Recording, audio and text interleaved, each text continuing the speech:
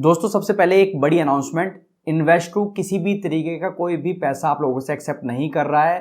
हमारा जो कोर्स चलता था वो भी हमने फ्री ऑफ कॉस्ट कर दिया। investor.com पे आप उसको एक्सेस कर सकते हैं।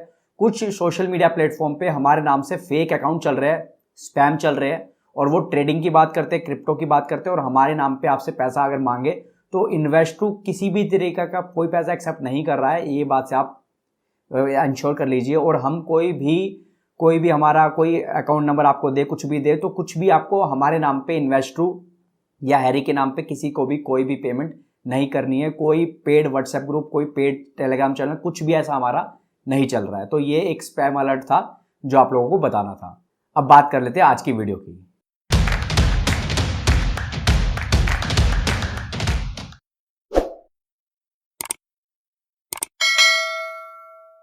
नमस्कार दोस्तों, स्वागत है आपका अपने चैनल इन्वेस्टरू में। मैं हूं आपका दोस्त हैरी। दोस्तों अगर आपको याद हो, पिछले कुछ दिनों पहले हमने बात की थी जब मार्केट में थोड़ी सी असमंजस की स्थिति थी, तो मैंने वीडियो बनाया था कि ये बुल रन है धोखा। तो जो थंबनेल आपने अगर उस वीडियो को देखा हो तो उससे लगता है कि यार ये बात कर रहा है कि ये बुल रन धोखा है, ये बुल रन आगे नहीं चलेगा।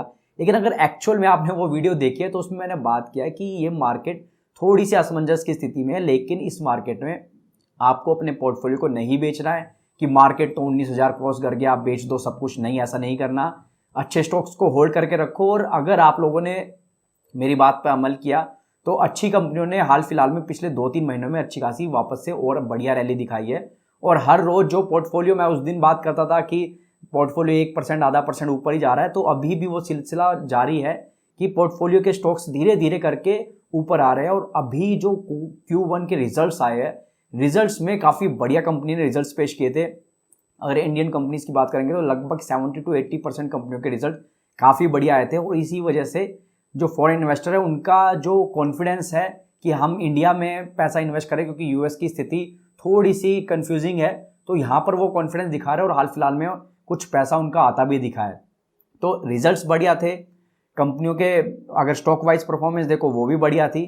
तो इस मार्केट में अब जो मार्केट कंसोलिडेट कर रहा है, कुछ लोग कहेंगे यार मार्केट तो अभी भी हाई है, लेकिन अगर आप देखेंगे निफ्टी 2021 में, अगर अक्टूबर 2021 की मैं बात करूं तो निफ्टी कहाँ था? अक्टूबर 2021 में निफ्टी लगभग 18,800 के लेवल पे था। और आज हम जब 2 साल बाद बात कर रहे हैं तो मार्केट कहाँ है? 19,300 पे। तो यानी कि निफ्टी के लेवल्स के अगर अकॉर्डिंग आप देखोगे तो मार्केट में कोई बहुत बड़ी रैली नहीं आई है। ये बात सही है कि हम ऑल टाइम हाई पे बैठे, लेकिन ये भी कहना गलत होगा कि हम वैल्यूएशन बहुत हाई हो गया है, ये मार्केट तो ओवर एक्सपेंसिव हो गई। नहीं, ऐसा बिल्कुल भी नहीं है। एक्चुअल में जो रिजल्ट्स है वो बैक सपोर्ट कर रहे हैं। रिजल्ट जब तक कंपनी को सपोर्ट करते रहेंगे तो आप उन कंपनियों में देखोगे ज़्यादा करेक्शन आती नहीं है। तो वही मैं आपको बोल रहा था कि 70% जब इंडियन कंपनीज के रिजल्ट अच्छा है तो मार्केट में अचानक से कोई क्रैश आ जाए, इंटरनल रीजन से तो नहीं आएगा, डोमेस्टिक रीजन से तो कोई इमीडिएट क्रैश आने की कोई संभावना नहीं है। एक्सटर्नल रीजन की हम बोल नहीं सकते कि यूएस में कुछ ऐसा हो जाए या किसी और डेवलप कंट्री में कुछ ऐसा हो जाए। तो आपको पहले तो ये इंश्योर करना है कि हम बहुत महंगे लेवल पे नहीं बैठे। दूसरा, हमारी कंपनी के रिजल्ट अच्छे हैं तो यहाँ से भी अच्छी खासी परफॉर्मेंस आगे कंपनियां दिखा सकती है। तीसरा जो मेन पॉइंट मैं आपको बोल रहा हूँ वो ये कि ये टाइम है हंटिंग करने का। जब मार्केट में आपको कंसोलिडेशन चल रहा है, कंपनियां रिजल्ट ला रही है लेकिन प्राइस में बहुत ज़्यादा अपसाइड देखने को नहीं मिल रही, और इस टाइम पे आपको, फॉर एग्जाम्पल मैं आपको अपने एग्जाम्पल से समझाता हूँ। मेरे पोर्टफोलियो में 11 स्टॉक है, 11 में से मेरे 8 स्टॉक काफ़ी बढ़िया चल रहे हैं, सिर्फ 3 स्टॉक है जो थोड़ा सा लैगार्ड फील कर रहे हैं। लेकिन अब मैंने अपने पोर्टफोलियो में ऑलरेडी ठीक ठाक पैसा इन्वेस्ट कर रखा है, तो मुझे अब जरूरत है नए आइडियाज़ की कि मैं अब ये तो नहीं है ना एग्जिस्टिंग में अपनी होल्डिंग बढ़ाता रहूँगा, क्योंकि क्या एवरेज प्राइस पहले था, अब क्या प्राइस चल रहा है। तो एवरेज अब भी मैं कुछ स्टॉक को करता हूँ, लेकिन हर स्टॉक को एवरेज अप करना भी सही नहीं है। तो अब मैं देख रहा हूँ कोई नए आइडियाज़ की कि इस मार्केट में हंटिंग टाइम है, कंसोलिडेशन कर रहा है, लोगों को लग रहा है मार्केट हाई है, लेकिन मार्केट तो 2 साल में कुछ ज़्यादा मूवमेंट दिखाया नहीं मार्केट ने।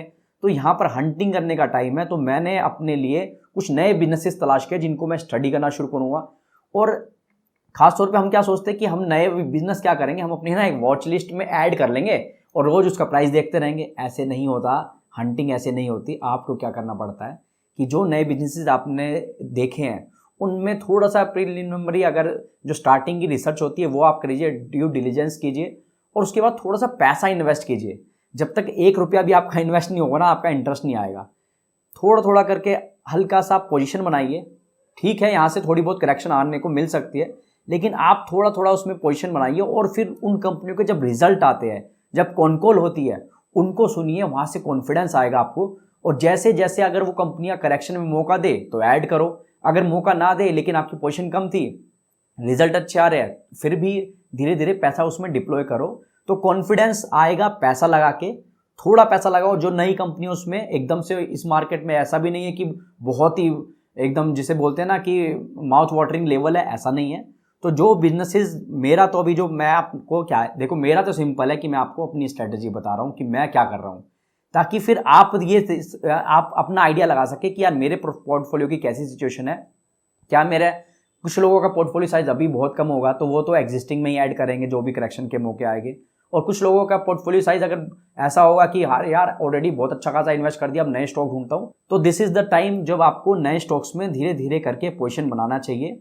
ऐसा नहीं है कि आपके डे वन से आपने अगर किसी स्टॉक में मान लीजिए 5,000 रुपये, 10,000 रुपये या 1 लाख रुपये, जिसका जैसा बजट है, थोड़ी सी होल्डिंग बना ली। पोजीशन कैसे, ट्रैकिंग पोजीशन कितनी, 1-0.5%, 1.5% की पोजीशन बनाई। अब उस बिजनेस को पढ़ना शुरू करो।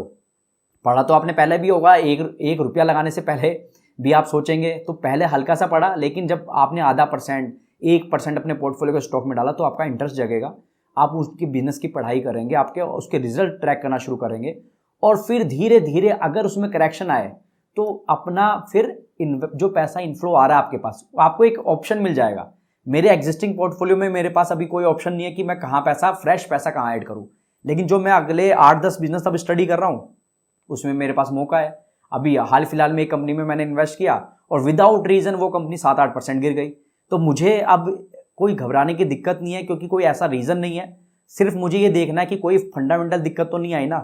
फंडामेंटल दिक्कत नहीं आई, कंपनी 2-3 महीने में रिजल्ट पेश करेगी अगले क्वार्टर के, Q2 के, अगर सब ठीक रहा तो मैं उसमें पोजीशन फिर से ऐड करूंगा, और ये ऐसे धीरे धीरे सिलसिला ऐड करके मैं उसमें अच्छी खासी पोजीशन ऐड करूंगा, और जैसे जैसे कॉन्फिडेंस बढ़ता रहेगा मेरी पोजीशन साइज बढ़ता रहेगा, और फिर वो एक कोर पोर्टफोलियो का पार्ट बन जाएगा। एग्जिस्टिंग 11 स्टॉक कोर पोर्टफोलियो में है, 8-10 स्टॉक की स्टडी कर रहा हूँ, तो मेरे पास पुराने आइडिया भी है जिनमें अगर भारी भरकम कोई करेक्शन मार्केट में आती है तो ओवरऑल इनमें भी पैसा लगेगा, इनमें भी पैसा लगेगा। तो अगले 5-10 साल की जो स्ट्रेटेजी है आपको आज से सोचना पड़ेगा। अगर आप सिर्फ एग्जिस्टिंग स्टॉक्स में जहां ऑलरेडी बहुत पैसा आपने लगा दिया, लोअर लेवल पे बाय किया था, उन्हीं में रहेंगे तो थोड़े सा आपको फ्रेश पैसा इशू करने में हिचक होएगी, आपको लगेगा यार लेवल बहुत नीचे है। तो थोड़ा थोड़ा फ्रेश आइडिया अगर आपको भी ऐड करना है तो इस मार्केट में कंसोलिडेशन जो चल रहा है, जहां लोग अभी कंफ्यूज है कि यार ये मार्केट तो ऑल टाइम हाई है, एक्चुअल में मार्केट ऑल टाइम हाई नहीं है, जैसे मैंने आपको पहले बताया। तो हंटिंग करो, न्यू आइडियाज पे काम करो, यही थी आज की वीडियो की थीम। साथ में फिर से रिपीट कर दूं दोस्तों, जो मैंने शुरू में कहा था, हम कोई भी पेड प्रोग्राम नहीं चला रहे हैं, तो कोई भी आपसे इन्वेस्टो के नाम पे, हैरी के नाम पे पैसा मांगता है तो उसको 1 रुपया भी मत दीजिएगा। बहुत से सोशल मीडिया पे फेक अकाउंट इन्वेस्टो के चल रहे हैं, उनसे थोड़ा सतर्क रहिएगा। Thank you so much.